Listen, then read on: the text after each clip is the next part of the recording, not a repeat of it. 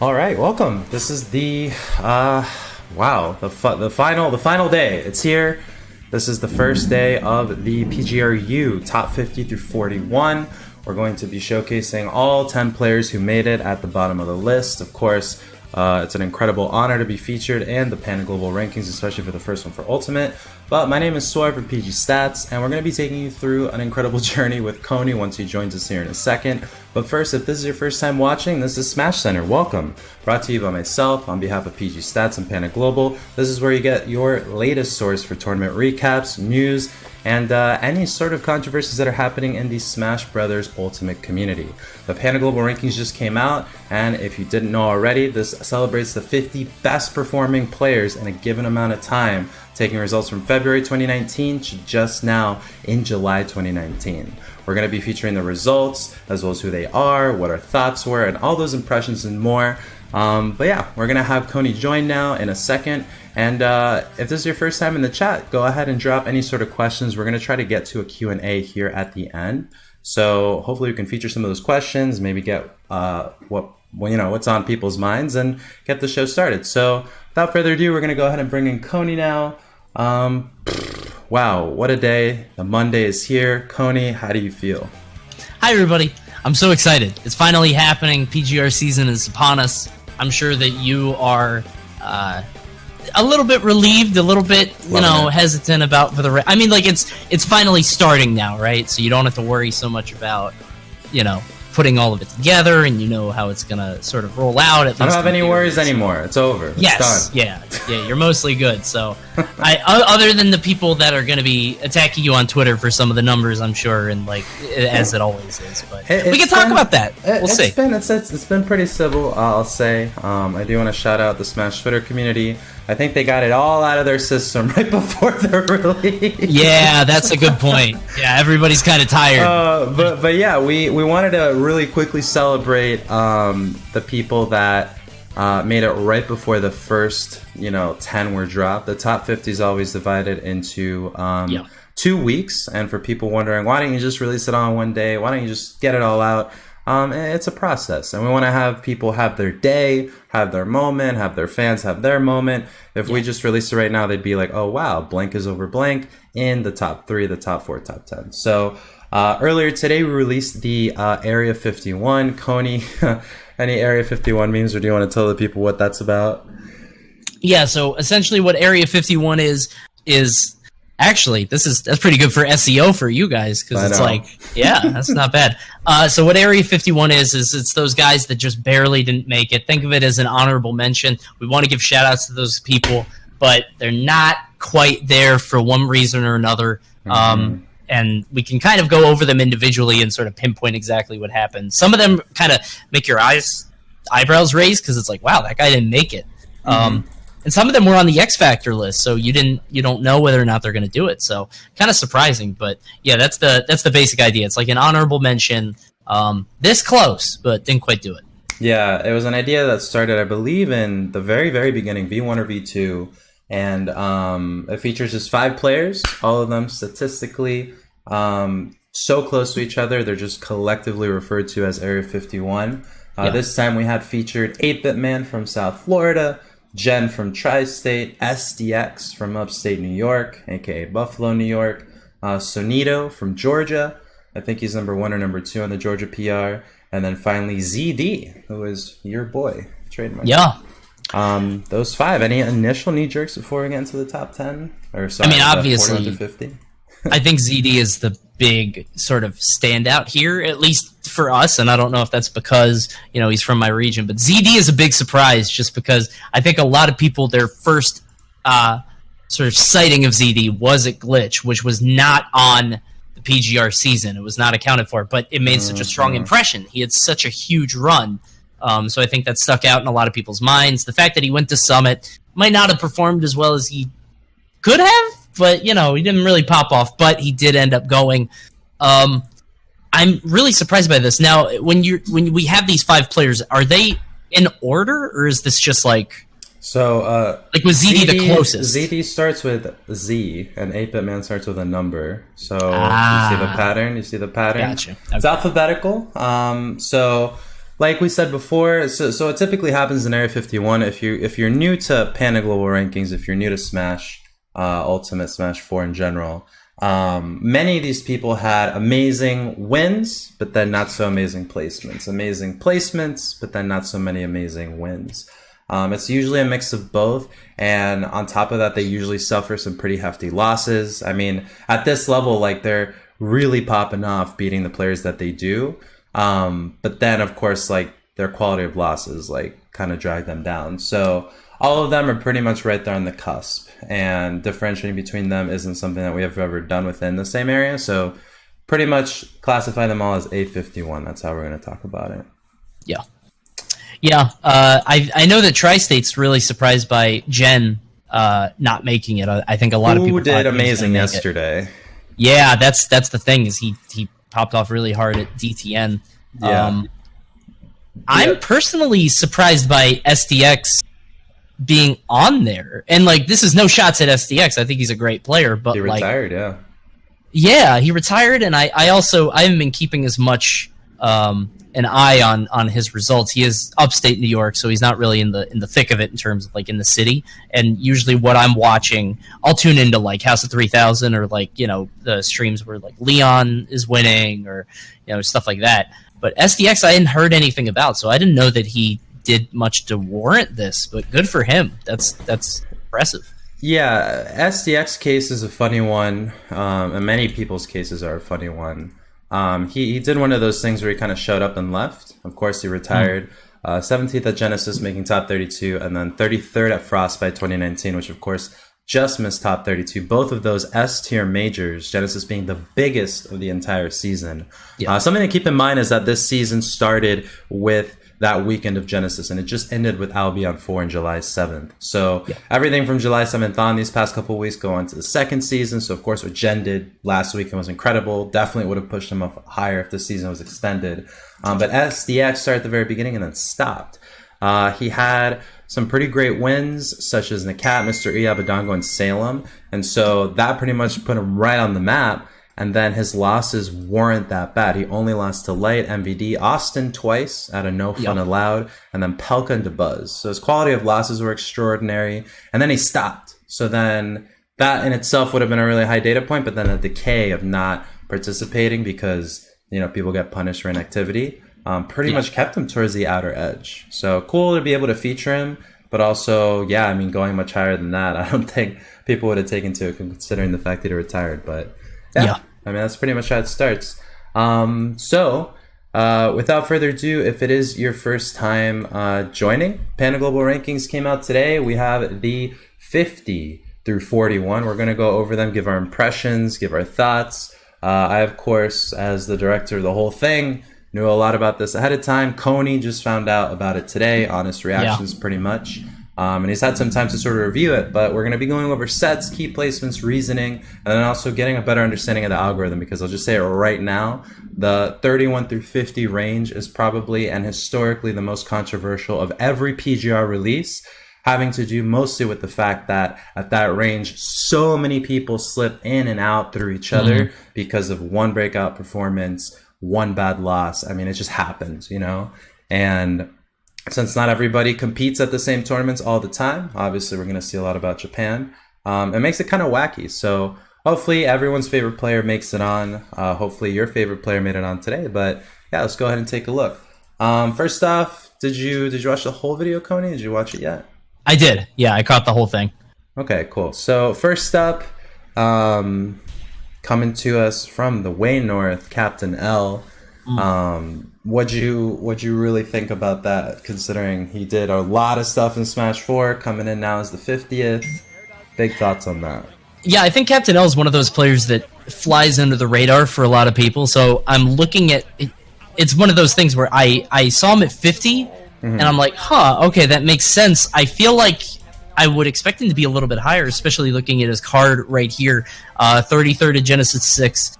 25th at MomoCon, 13th at Gommel, 17th at Frostbite. He's always in that top 49 range, and I know that sounds like a big number, but top they consistently do. Well, he's getting top 32 consistently. He's never past that 49, you know? So yeah, these are all very good placings. 25th as CEO, 25th as Smash and Splash. He's coming up. And then also, for a player we're about to talk about, equally important are the B and C tiers, because everybody's focused on S and A. Mm-hmm. But if you can show up at the B and C, especially if you can dominate those, it actually creates a very good foundation for the rest of the results. So I'm looking at this now. He got 7th at Battle of BC, 3rd at the Pinnacle, and 4th at KawaiiCon. And that's a BCC tier, each of those events respectively. So that really sort of, if you bust her out at a B or C tier, it might hurt you more than you might think. Seeing him be consistent there is also, I get it, it makes sense. Yeah, he definitely didn't ignore the B or the C's. I mean, competing at those is very important. I know a lot of the top players that come to mind, like Nairo, because he's balancing a streaming career, he's balancing so many things at home. He's publicly gone on record saying he reserves like 2 weekends out of the entire month to travel. Those 2 weekends are going to go to MomoCons, they're going to go to Frostbites. So whereas Nairo might necessarily not be at B and C tiers, like some of the other players who realize, and Nairo knows the importance too, but other players that have the ability at least to go to B and C tiers, they can quote unquote farm them. And we saw Captain L do a little bit of that. Of course, getting on with just B and C tiers is extremely hard. The S and A are like the main course. But just looking right here at Captain L's wins, it shows up later in the video, but Fatality's great, Puppey's great, Mr. E, Wadi, those are amazing, as well as Scat. But if you take a look at his losses, it's kind of where you start to see like, oh, okay, this player dropped a bit because of like the unexpectedness of this. He lost to TLTC at Genesis 6. He lost to 8-Bit Man at Genesis 6. He lost to Eon at KawaiiCon. He lost to Larry at KawaiiCon, someone who many people, even himself included, said like he had a terrible season. He lost to Shu at Prime Saga, Luis at Prime Saga, Airrock at Smash and Splash, Luis again, Big D at Pinnacle, Pandarian at Pinnacle. So you start to see like the drop off. And right here, like being 5-10 against the top 50, like you sort of see, okay, like that's like an understandable win rate. Like what were his brackets? What were those placements? Because every time we see like the placements aren't everything. So congrats to Captain L. Yeah, definitely, and I do want to point out that set count versus top 50, because we're going to see some fluctuations in that very shortly. So we 5-10 win loss, that's sort of typical for somebody in this area. But if you look at some of these cards, you may be a little surprised sometimes, you may not be other times. Just keep all these numbers in mind. By the way, X Factor, for anybody that doesn't know, we talked about this on the show semi-recently, but just to loop everybody in, X Factor is purely a show of perception, how good people think you are. It's factored in by, I think, 30 panelists. Am I right about that? Yeah, so this season we had about 30 panelists respond, people from representatives all over the world, a lot of seeders, a lot of commentators, a lot of TOs. And for this right here, positive X Factor, they subjectively scored all these players on a scale of 1 to 10, or 0 if they had no opinion. Captain L stuck in at about 46 in like the list after you score everybody's ratings. And so in their minds, he's 4 positions higher. But the results don't net him beyond that, given like some of the hangups he had with some of those really bad losses. And so he has a positive X Factor. So in this sense, he's being overrated by the panel, being kept back by the results. Later, when you see some negative X Factors, especially from our Tri-State boys, in people's minds, they belong way lower on the list because perception, right? And Japan, you're going to see double-digit positive X Factors because, like, listen, not only Japan bias, but then also everyone always says, Japan's great. So yes. And you'll see... Like, keep in mind that if somebody has a very positive X Factor, it means, we were just talking about Larry, who admitted that he didn't have a great season. You might see him with a very positive X Factor. Maybe somebody like Mr. R comes to mind. Like, you're going to see players... We know you're good, bro, but yeah. Yeah, this wasn't your season. Give them another season, and they'll be okay. There are a few players that we know are going to come up eventually. Or at least like we hope so. Yeah, or I think of players like consistently getting sort of roadblocks in their bracket because they always run into like Leo or DeBuzz, and they're getting 17th, right? Losing to Leo and DeBuzz, which is like sometimes what third place loses to. So it's a good point. There's a lot to consider. Congrats to Captain L taking it for Canada.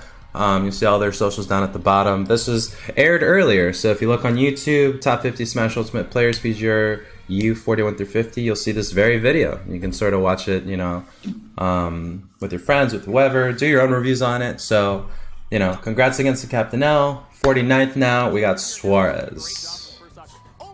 Big surprise for many. What do you think? Yeah. Suarez was a name that I kept hearing pop up at big events that I was at early on. It was like, wow, Suarez is getting really far. He had a couple upsets that weren't as notable in hindsight, I think. I think he had a lot of really close sets. I'm looking at his card, and forgive me if I'm jumping ahead a little bit, but 0-5 with Light. I think he made Light sweat a lot, but still going 0-5, that's a little tough. Suarez, I felt like he was on the cusp of being way higher, but then just the name just kind of dropped off. But I think that the strength of how he started the season was enough to sort of carry him this way. So Suarez is an interesting note because if you look at his placings, they're pretty good. That's he's pretty showing good. up. Just looking at it, yeah, it's respectable, right? Yeah, it's not bad at all. He's showing up when he does show up. He's 17th, 25th, 25th. He's in top 32 consistently at the small amount of things he's going to. But again, it's that foundation of B and C tiers. Here it's only C, but second, fourth, fifth. Yeah. And if I'm not mistaken, I think he got some wins, maybe not on the PGR wins for getting second at the GamerCon, but he got some good stuff. So it was enough to carry him to this point. The thing that'll kind of make you a little confused and might raise your eyebrows. You ready? Yeah, if you look at that card, -3 X Factor is one thing, but a 7% win rate against the top 50. Whoa, Nelly. So before that, right? So something to know about the way the algorithm works, the way everything else works. So the set counts that's shown here in a moment after these highlights, after he bought his Hikaru here. This is against the top 50, right? So this is against your lights, your debuzzes, your everybody at the top, right? And everybody at the bottom, Captain L, everybody in this range. But they also beat everybody before that. So there's this 51 through 100 range, people who qualified sort of for the PGR, but didn't make it. So 114, you're thinking, this is rigged. This is impossible. All I got to do is beat Mr. E and I make it to the PGR. What do you mean? So here's the thing. If you look at the quality of losses, this is where it starts to sort of piece together. 5 losses to Light. The thing about that is that once you start losing to somebody, right? Once you start losing to a certain player of a certain skill, especially the ones that are more higher rated, the ones that do very consistently, like an MK layer, right? We talked about the confidence factor being a thing in V4 and V5, and that's when the expectedness of a match is supposed to go one way or another for somebody. So me against Leo, it is 99 it's 100% Leo, right? It's not even, it's Leo's supposed to win. And when you start to consider oh yeah, that's why an upset's called an upset, you start to realize oh, of course, the bigger, the more dramatic, oh wow, he did that. If Suarez beat MK later tomorrow, that'd be insanity. But if the Buzz does, it's okay, it wasn't expected necessarily, but it was still, he had a shot, right? Sure. When you start losing to Light over and over, everyone loses to Light. Suarez just happened to get into this path more than others. And after you take away the 14 losses he had, of course, and just having that win on Mr. E, the people that didn't make the PGR that he beat this season were Hikaru, Ling, Pelka, Jackal, Raffi X, Lade. He beat Riddles, the up-and-coming Richter I've been seeing from Canada, and he beat Pelka again, and also Nick C, a Falcon from Tri-State. Those are the players all at the bottom that mostly could have made it. If this is a top 100, it wouldn't be 1 through 14. It'd be more. It'd be closer, maybe. So I don't know, like a 15, 20 something, or maybe you start to factor in the losses. And so that's the sort of thing that's sort of hard to stomach.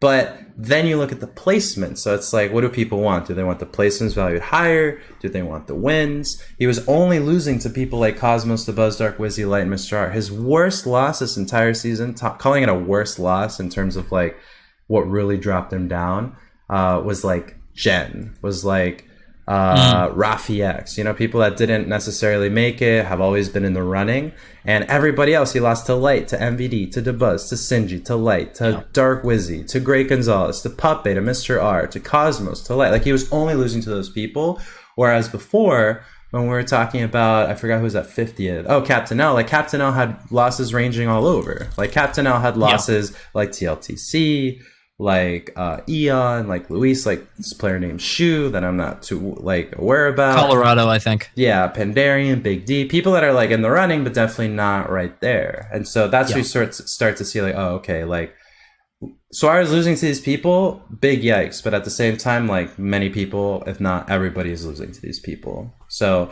he lost where it mattered most to the right people. In other words. So this is just gatekeeper status. Gatekeeper, like, exactly. And someone's always going to be at the bottom like that. Like someone's going to be at the bottom. But when you extend this, you make it top 100. Suarez is in the middle, and of course, he's going to have a way different set count. So just something to keep in mind. I promise you, if you beat Mr. Eric Weber at a tournament, you won't just instantly make it. I mean, this guy also had, again, like he was making those top 32s. He had the 25th at Pound, the 25th at Frostbite. He made 17th at Suplex City, at MomoCon, 13th at Smashadelphia, 9th at Collision. Okay, Collision's a big deal. That's when you had Tweet, Cosmos, and everybody, and that's the one that really got frozen, the next Tri-Stater we're going to talk about.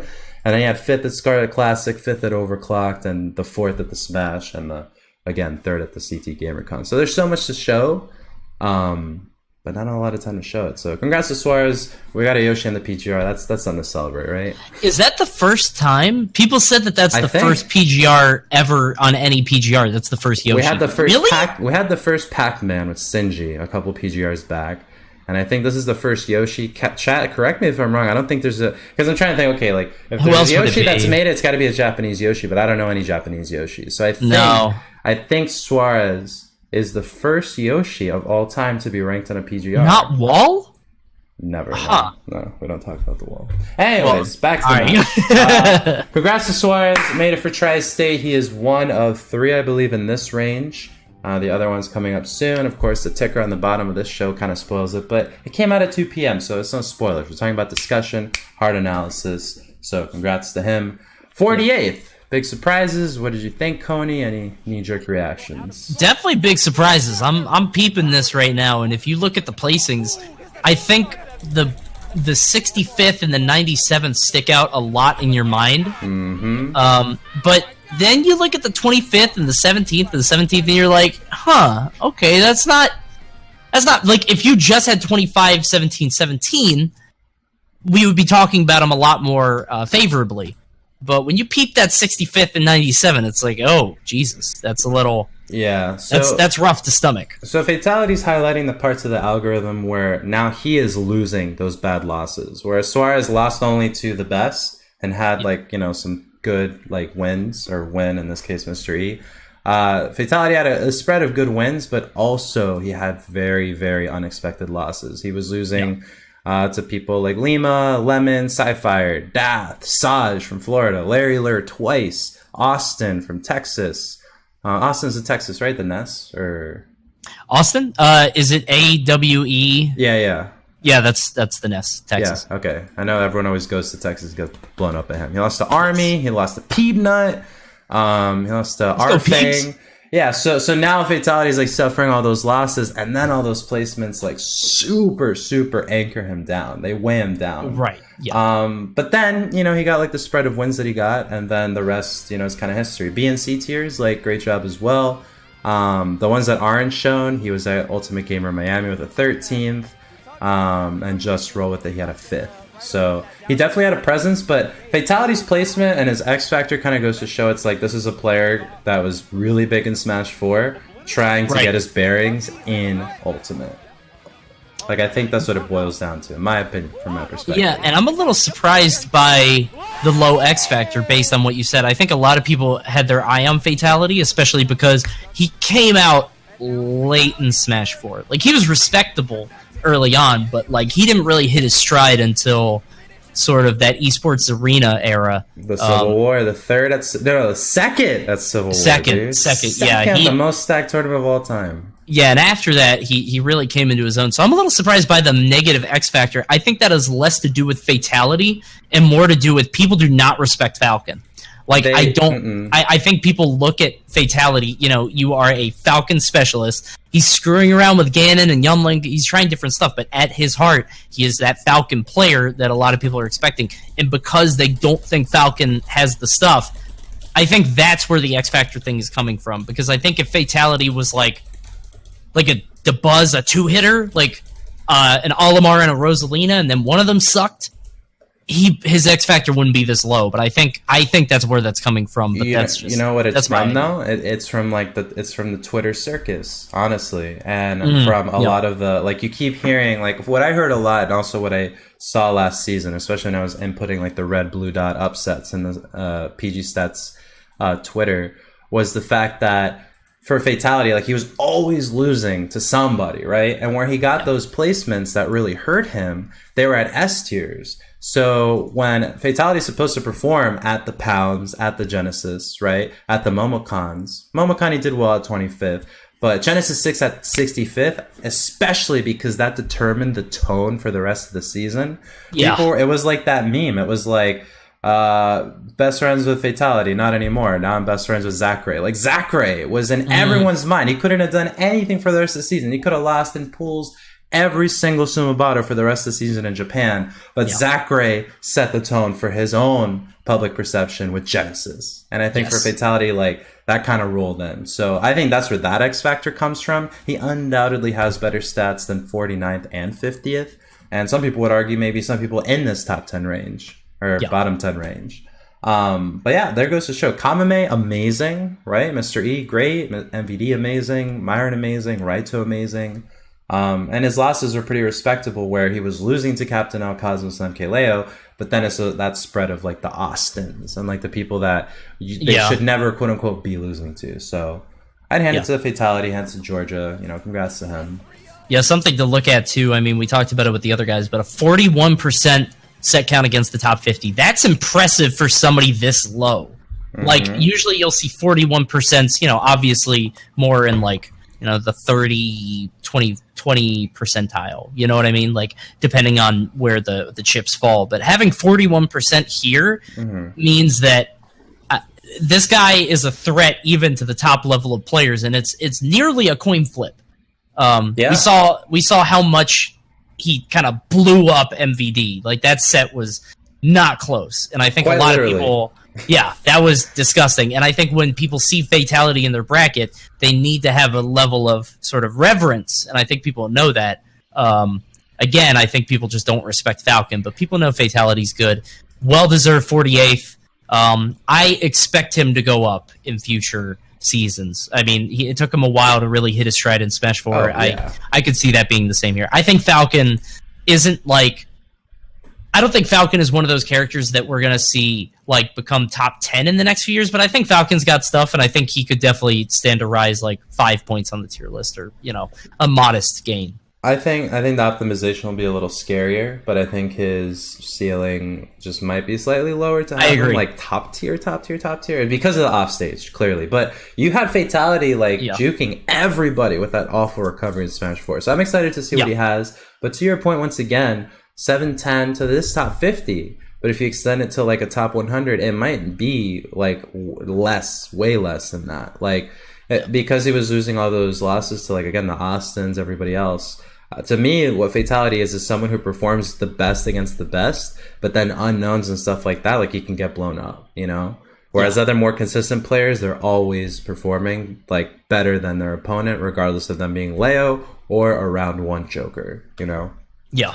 You know, and that's difficult because especially in this new game, you had people that, like, would come out swinging with stuff that you had no idea about, especially because, like, the matchups are a little bit different and there's new mechanics and a new engine. Sure.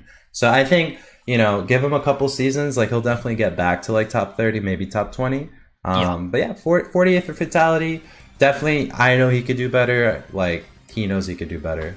But I mean, again, we if we could have everybody be number one, I guess we would. But we're not a little league championship, so no participation trophies. 47th, coming in now towards the middle. This was a win for Japan. We had T, the third place finisher at Civil War, and Linkman. I think he was the only Link ever to make it all PGRs as well. This one's weird. Tell me And why. maybe again, it's because I'm not. I admitted when we did the X Factor the other night that I am not nearly as involved in the Japanese scene. I don't keep a close eye on it. I don't know what's going on.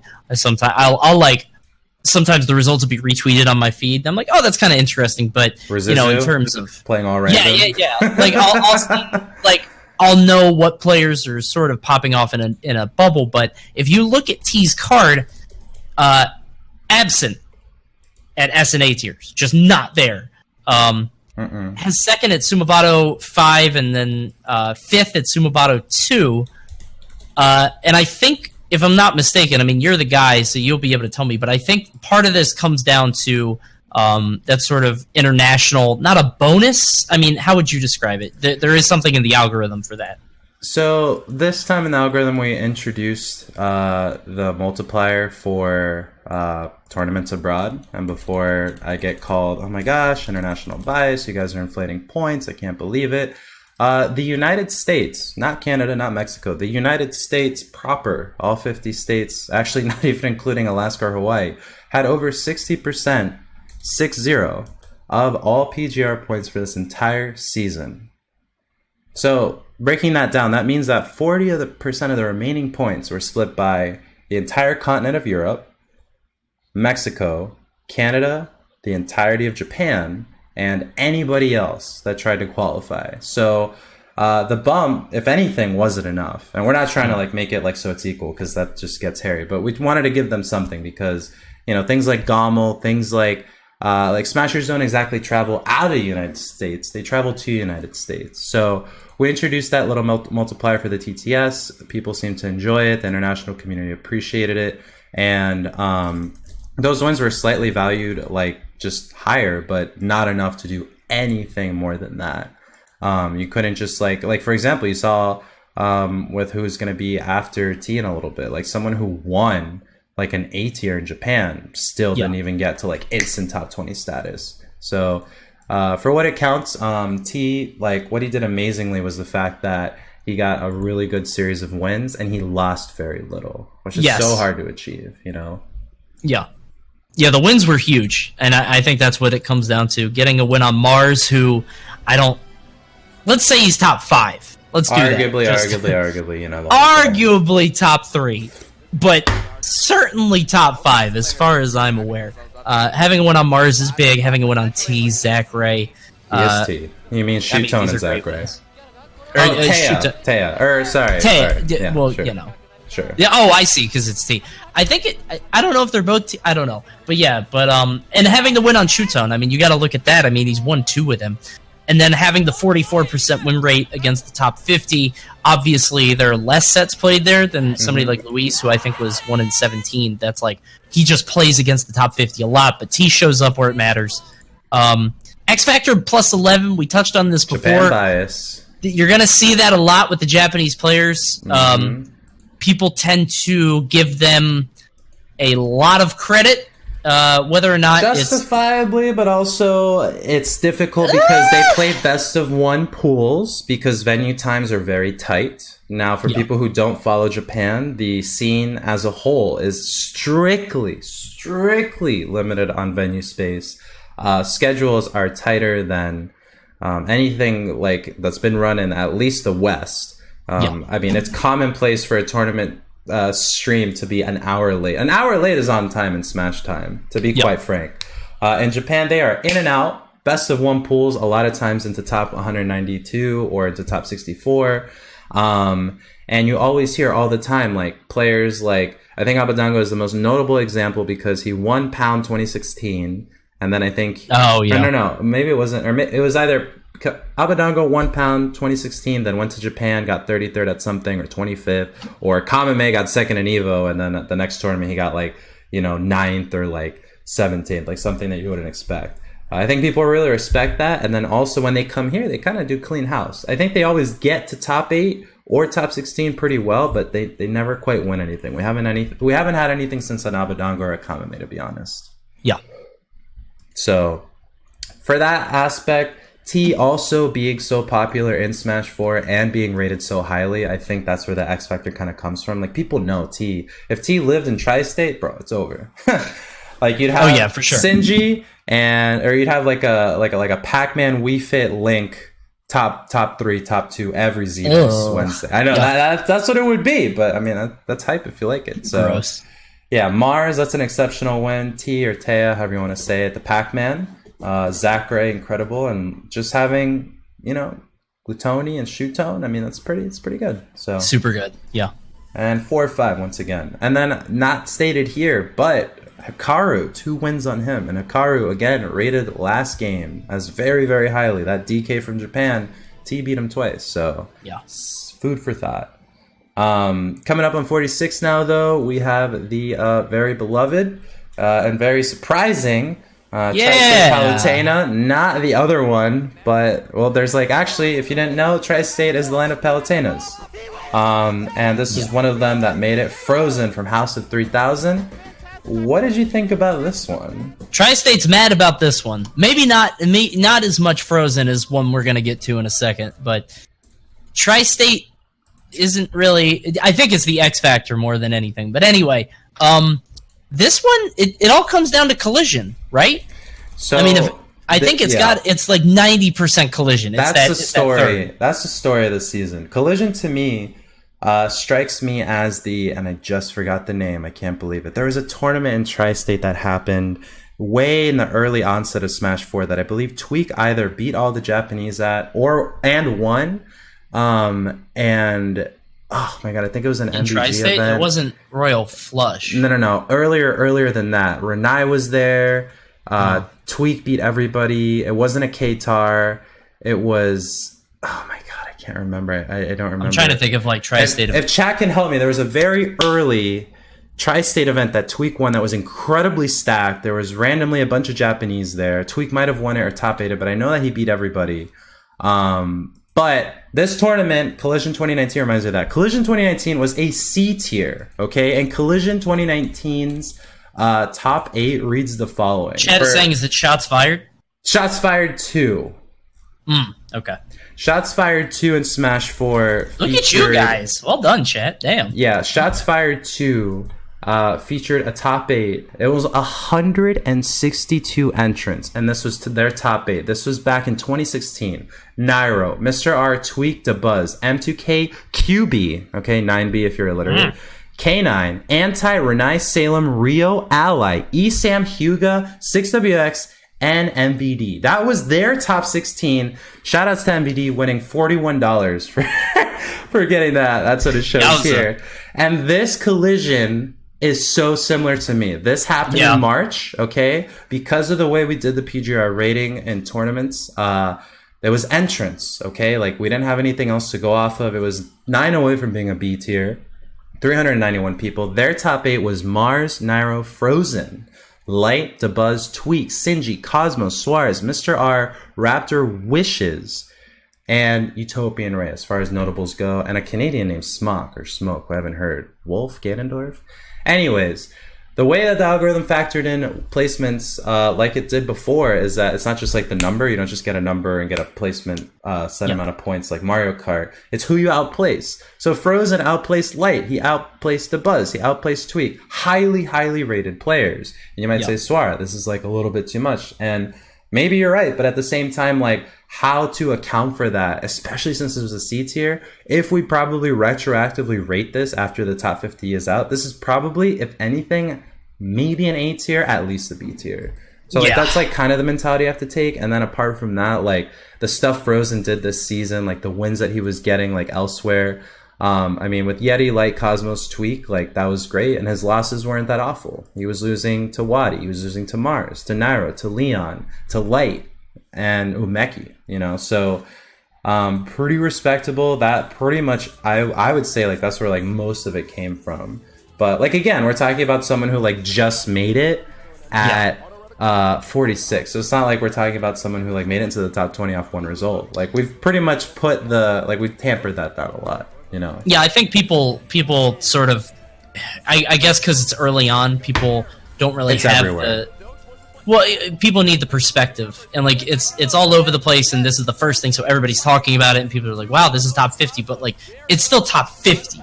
It's not like you're in the top 20, like you said. So it is different, but I do think it comes down to that collision result because and the wins that he racked up there. Because good God. And speaking about it, you know, candidly, like 36%, not the best, but like, you know, if he's winning almost 40% of every encounter he's having with the top 50, I mean, that's more than many people can say not on this list. Like, that's insane. Like going up to Cosmos and doing it. And by the way, the Cosmos light set, or no, I think it was the light and tweak set.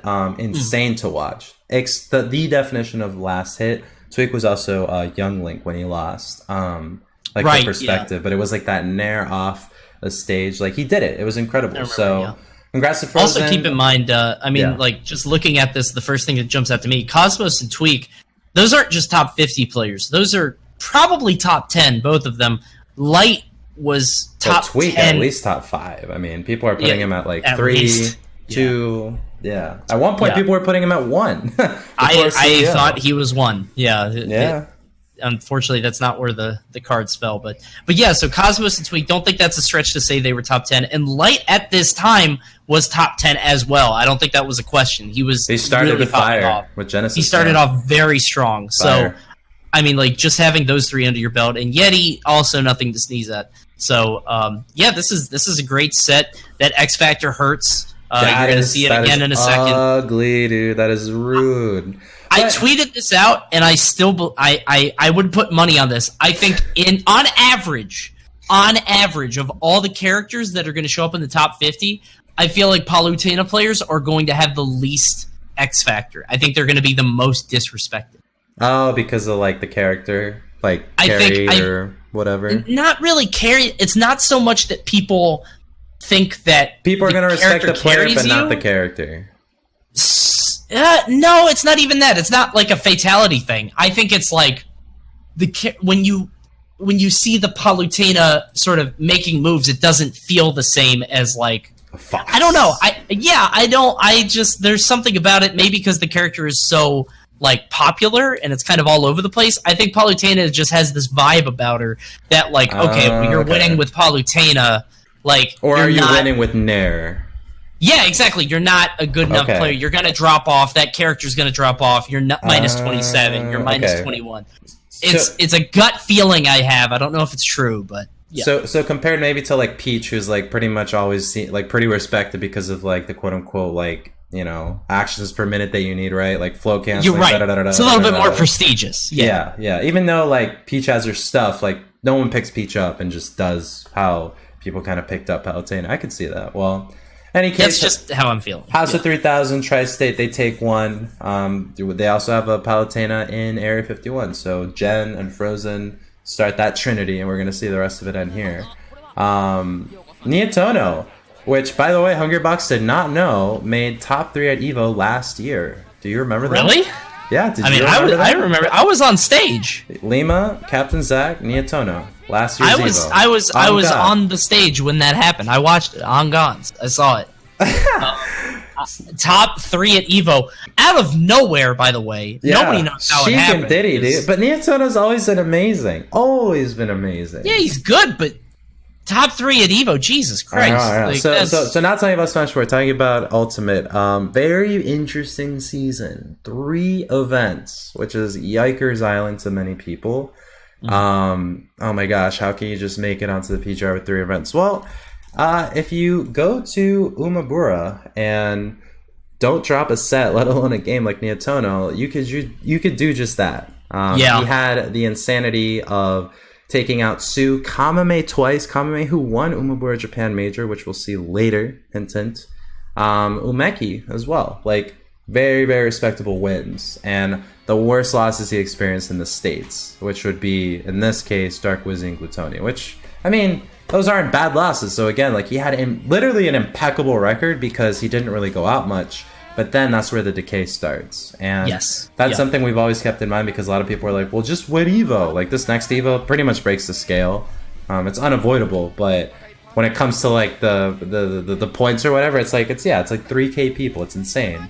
If you just win that and don't compete, like, it starts to decay, right? So it's ELO-esque, ELO-inspired. And I think that's, like, what happened for Nietono's case on top of, like, low attendance. So plus 20. X Factor, my god. That would put him at 25 in the minds of the panelists collectively. That's surprising to me, but I feel like it's because people in the know that he got third at EVO. I mean, he has that capacity, right? This is talking about always capacity, right? It's peaks, yeah. Yeah, like everyone knows, like in an invitational, Nietono could win. You know, if he goes to this main stage, right? If he goes in an environment where he's just facing Leo and Mars and Cosmos, like he could win, right? Yeah, he's very good. Kamame, Leia, Su, Umeki, amazing, and then just Dark Wizzy and Tony. Yeah. Impressive stuff. I'm when I look at this, it's surprising because it's so like the stark contrast from this at 45 to T, because T had no S or A tier sort of appearance at all, but because of his B and C tiers and his wins, he's fine. Meanwhile, Nietono, first at an A tier, but it's like he's only 3 points up, 4 points up, wherever T was, maybe 2, I can't remember. But it's like, just seeing those sort of contrasts is kind of surprising. Yeah, I mean, it's always, like, what I always tell people when they freak out about 31 through 50 is, one, you forget about 31 through 50 as soon as the top 20 comes out, no shade to anybody. Right. And two, it's always 3 things that are at, like in contest with each other. It's placements, it's attendance, and it's wins. And for Nietono's case, like, he had very little of all of them, but they were extremely high quality. Like, if he didn't win Umabura, then that would have been it, honestly. Like, I don't see how he could have made it, personally. So yeah, congrats to Nietono. So far, have you seen many people signed? Like, going in, right? We don't know what's gonna happen after, and probably after Evo, people get signed for placing at Evo or not. But in this 41 through 50, we have Nietono, Detonation Gaming. There was a couple other names I saw too. No, I mean, there are a lot of sponsors, but they're not. I mean, House of 3000. Obviously, I'm not trying to throw any shade, but obviously not homegrown. Yeah, definitely homegrown. I mean, they're stream runners. Geki for T, Recursion, Fatality. I mean, like, these are names. Mid-tier Summit, Suarez. I think the only free agent is the next one we're about to talk about, unless I'm mistaken. Who is Captain? Oh, wait, no. Okay. Oh, yeah. The next one. Yeah, the next one's a free agent, but I think that's it.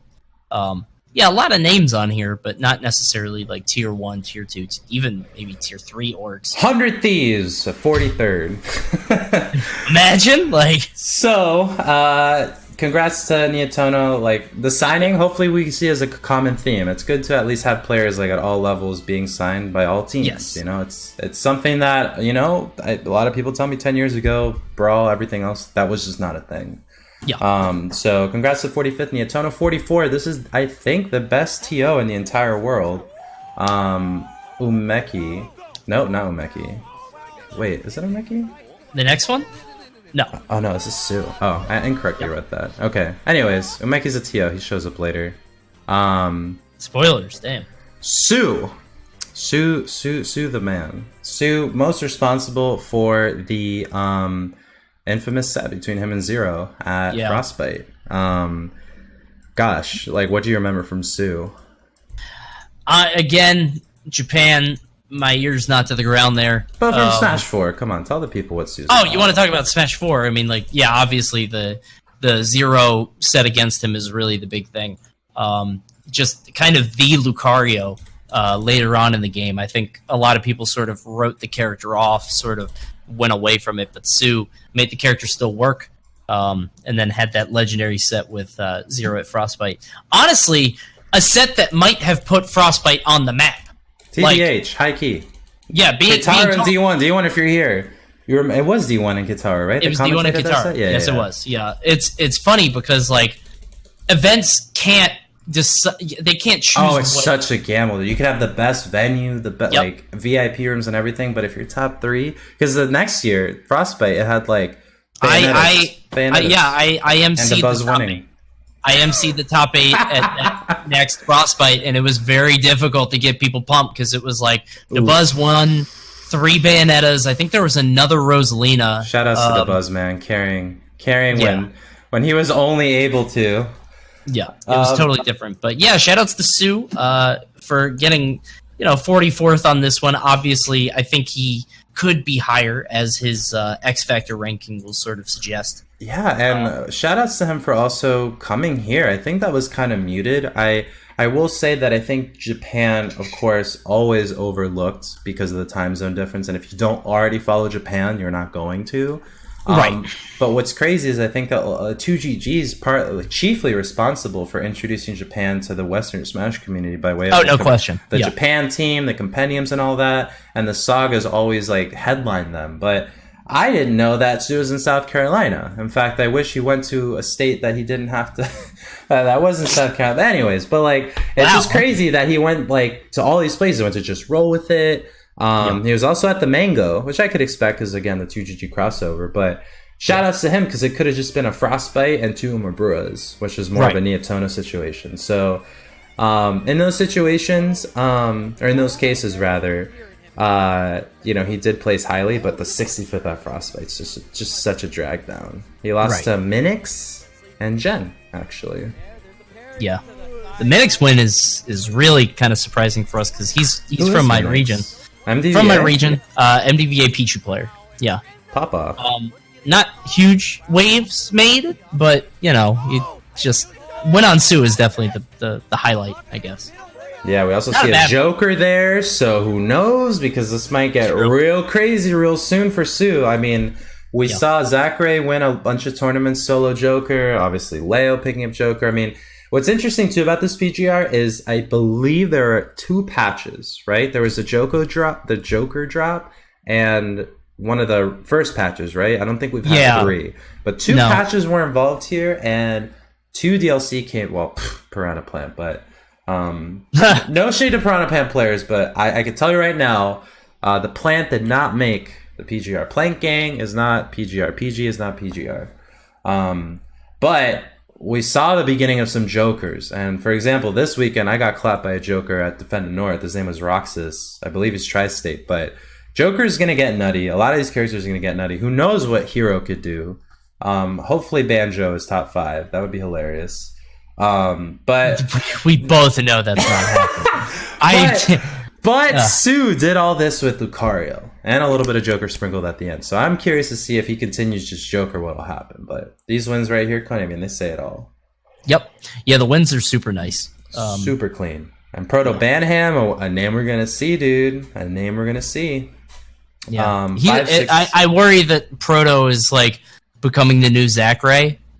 Like, everybody knows. So much pressure, so many high expectations. Like, Zachary was great, but, he didn't pop off at the level people thought. That's all. Yeah. What I will say is that out of all the X Factors for Japan, this was, although positive, one of the more subtle ones. +5, putting him at 39. I mean, not the 20 we saw for Nietono. So congrats to him. Sue, always a pleasure to see on stream.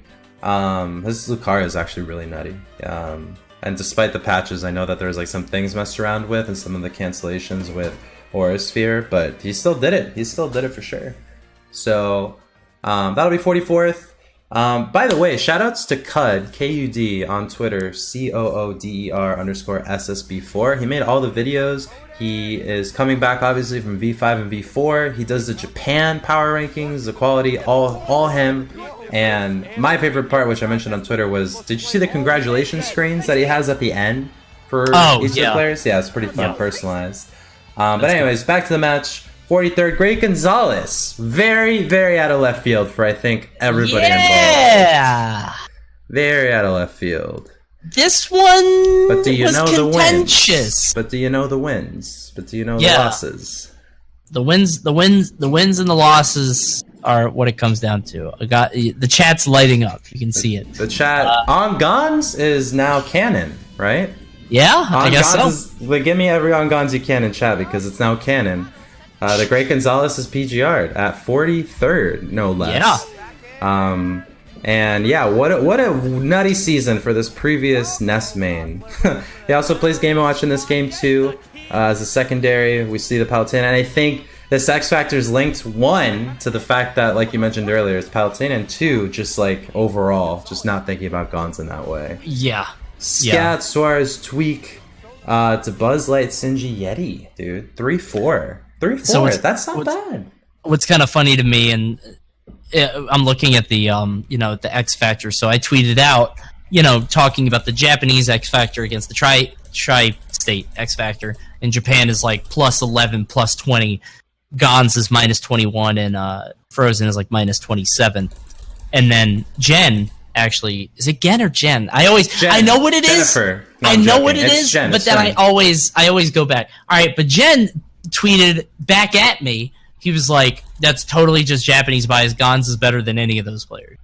So just throwing that out there. Wow, dude, I want to see a Tri-State versus Japan X Factor invitation. I know. That's what I'm saying. I want to see a doubles match, just Gons and Frozen against T and. But anyway, what this says to me, and if you notice, we're seeing Tweak's name a lot in the notable win. Tweakerton. Yeah, he's bringing up a lot of people down here. Seems to be the most consistent player. Yeah, he's top player. He's the least consistent, 10 out of 10 for sure. The thing you gotta think about, and I won't cut you off totally, is back in Smash 4, dude, the early days, which we're in the early days of Ultimate. I know people are writing the same people are trying to make this the next chapter, but it's a new book, right? The epilogue for Smash 4 was its last year. It was a wet. It was just like a wet towel, like a dry whimper, right? It was just not a bang, right? It didn't end with a bang. It ended not the best it could have. A lot of reasons for that, but Ultimate is new, and I think with that, back then, if you beat Nairo, if you beat the Buzz, that was career making. Beating Zero was career making. And of course, the storylines back then were a lot different, structured, and a lot of it centered on Zero. But now, you got to consider wins like Tweak, Mars, like Cosmos, right? Cosmos didn't start in Smash 4 as an amazing win. And even towards the end, people still respected him, but it wasn't anything to super phone home about until the very end where he made top 10. Yeah. Now, dude, you get a win on Tweak, that's it. That's huge. That's huge. Yeah. Yep. And I think that's sort of what we see in a lot of these top 50 people, and we're seeing it here with the Gons. 43% set count. Again, that's something sort of indicative of players that are going to be higher on this list. It's just such a small sample size that you can't really tell much about it.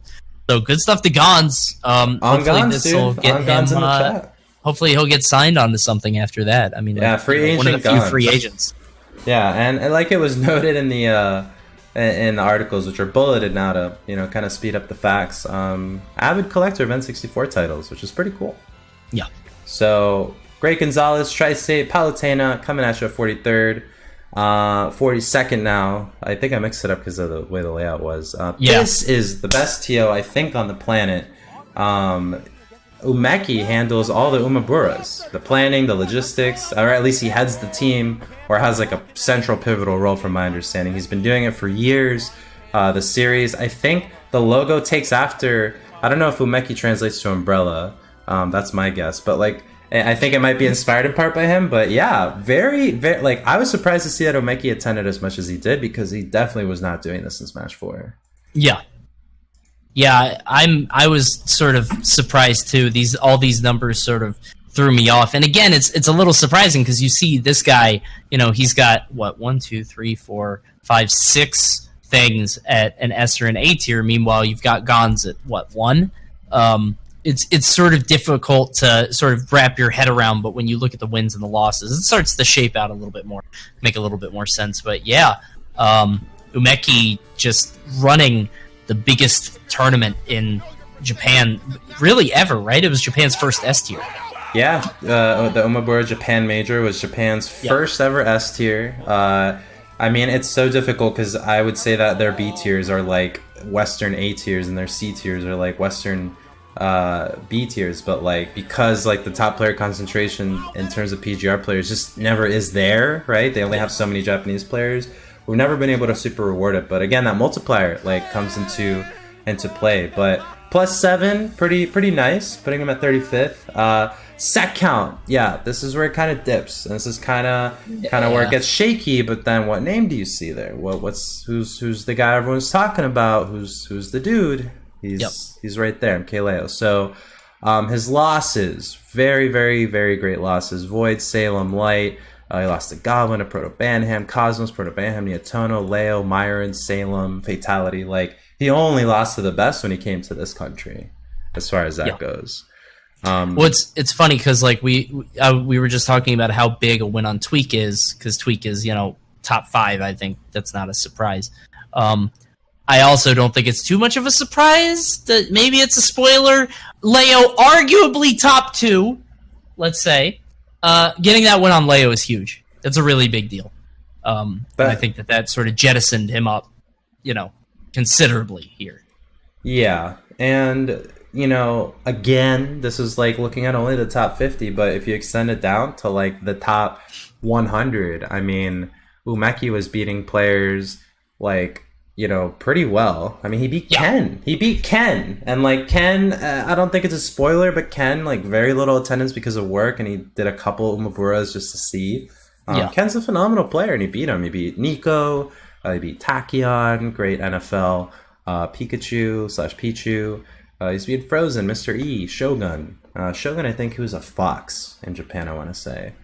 But yeah, I mean, it's kind of interesting. Like, the more you zoom in, because like if you do their like set count against the top 10, then it's even worse. So, congrats to Umeki, 42nd TO extraordinaire. I think, no shots fired, but like I think he's the best TO in the world, competitively speaking.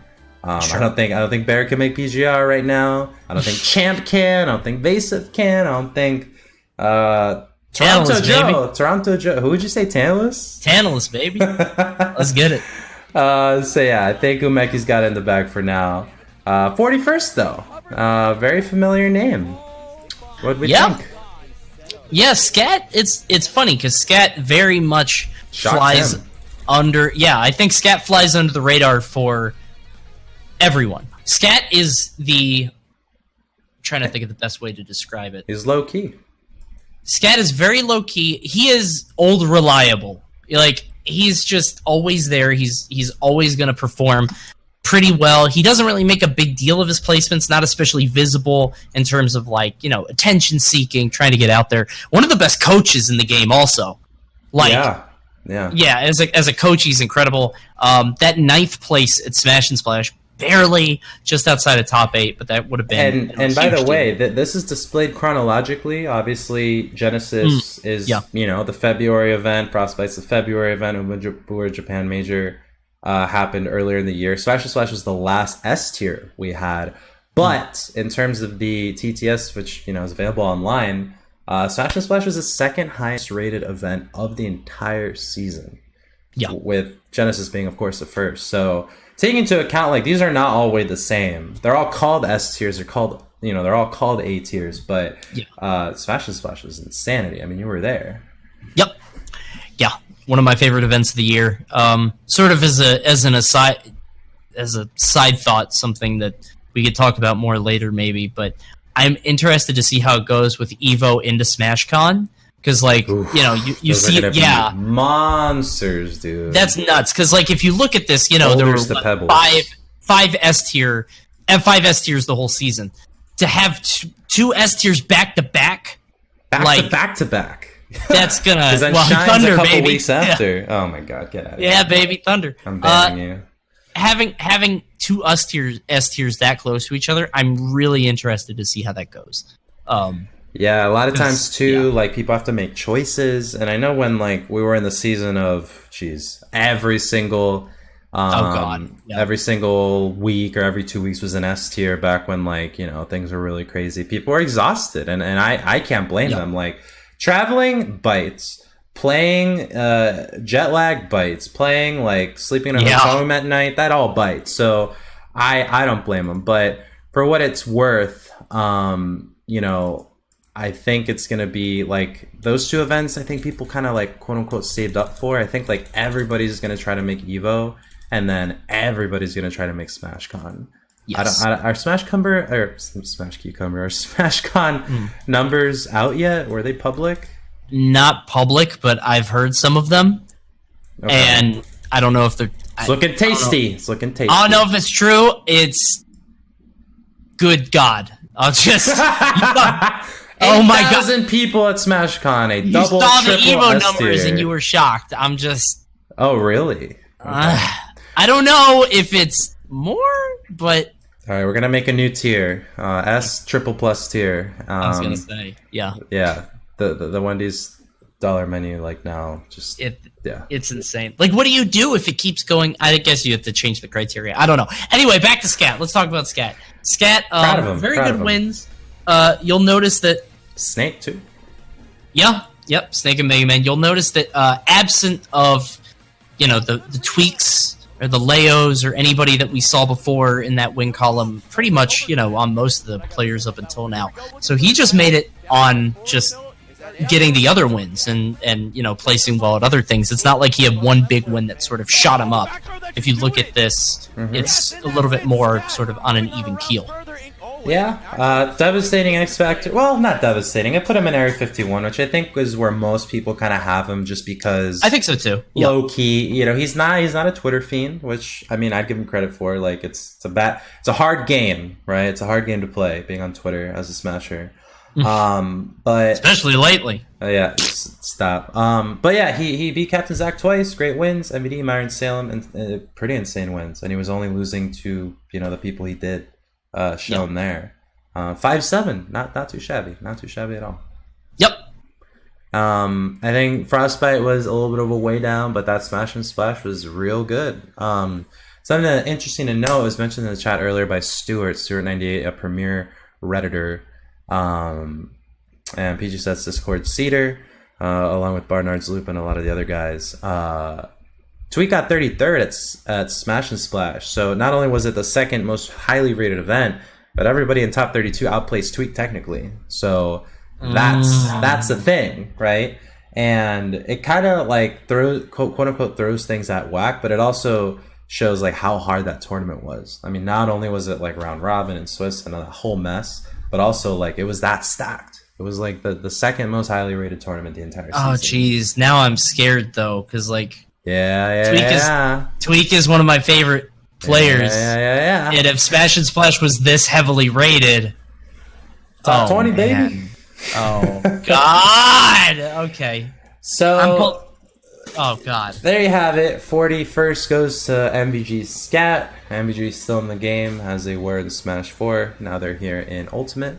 But as you're going to see here in a second, the overall scores, which we've been seeing always under the set count, in this last screen sort of tells like the story and really helps give perspective as to what sort of gaps we're looking at. The lowest score, we scaled it to just be, 50th gets 50. First place always gets 100, right? They're the best. But it's only decimals between each person. 0.7 from Captain Aldo Suarez, 0.3 from Suarez to Fatality, 0.2 from Fatality to T, 0.7 T to Frozen, math. Let's see, 3.1 from Frozen to Nietono, 0.2 Nietono to Su. So the biggest gap right there, the jump, was the Nietono to Frozen. And I think in everyone's minds, like Frozen, T, Fatality, Suarez, Captain L, like that's kind of like that's like the bottom tier of the PGR. And then the next tier will be your Nietono, Su, Gonzalez, Umeki, and then Scat. 987, bro. 987. That's insane. So it's slivers at that point. And that's why like Area 51's like even worse, because it's like you're not even talking about the 10th place anymore. A lot of times it's like just way out there, like how little it is. And it's just at that point it's like, who do you like better, or who's alphabetical? So anyways. It's so close. One thing, go ahead. I don't want to, forgive me if I'm kind of spoiling this, but if we're looking at the notable wins, are we to assume that anybody in the notable set counts, if it's in a win, are we going to see them later on the top 50, or not necessarily? So What I will say is it's very hard to do a presentation on the PGR players without highlighting what they do. And oftentimes people cling on to what they do as being valuable if there's like some sort of weight attached to it. So in the past, you can sort of quote unquote guess the PGR based on what the notable wins were, because that's the ones that were mentioned, the ones that are clearly in the set count. If you see a notable win in the card, we kept it at just 5 and 5, right, on each side.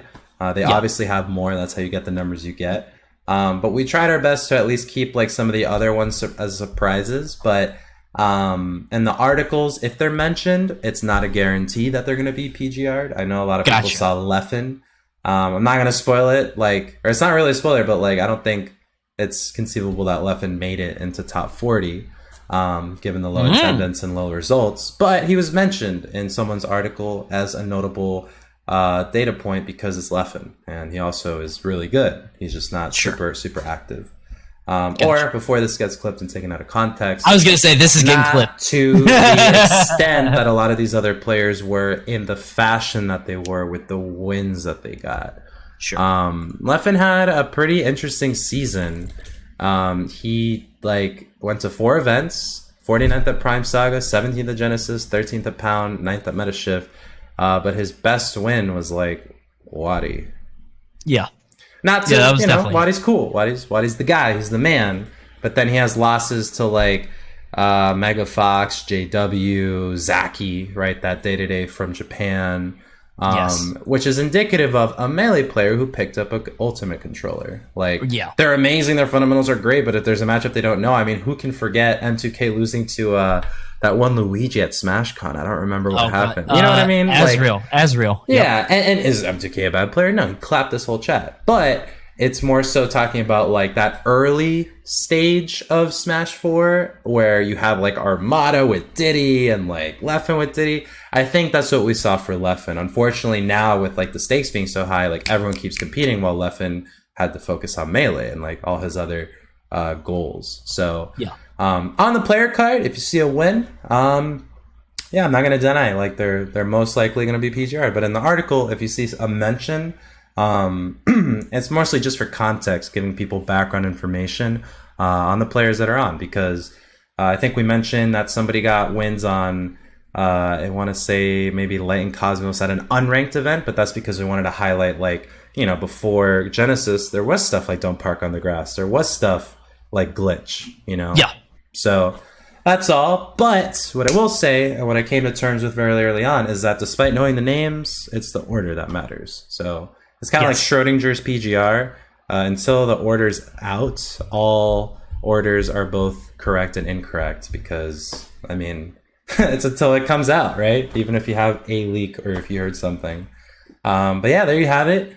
41 through 50, Scat, Umeki, Great Gonzalez, Sue, Nietono, Frozen, T, Fatality, Suarez, Captain L, 1 Canadian, 4 Japanese, and 5 Americans, North American, USA citizens.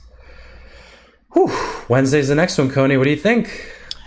I am incredibly excited to see where this continues to go. I think these were the big surprises, like you said, the bottom 10, and then sort of 31 through 50 are the ones that really shock people. Anybody beyond that is okay, that kind of makes sense. Maybe you'll be surprised by, X being a certain number above Y.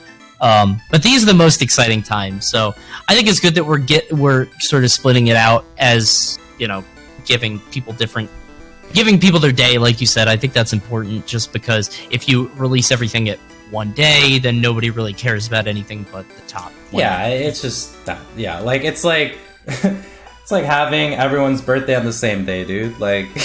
Yeah, it's the oldest person or the youngest person would get the most gifts or whatever you want to.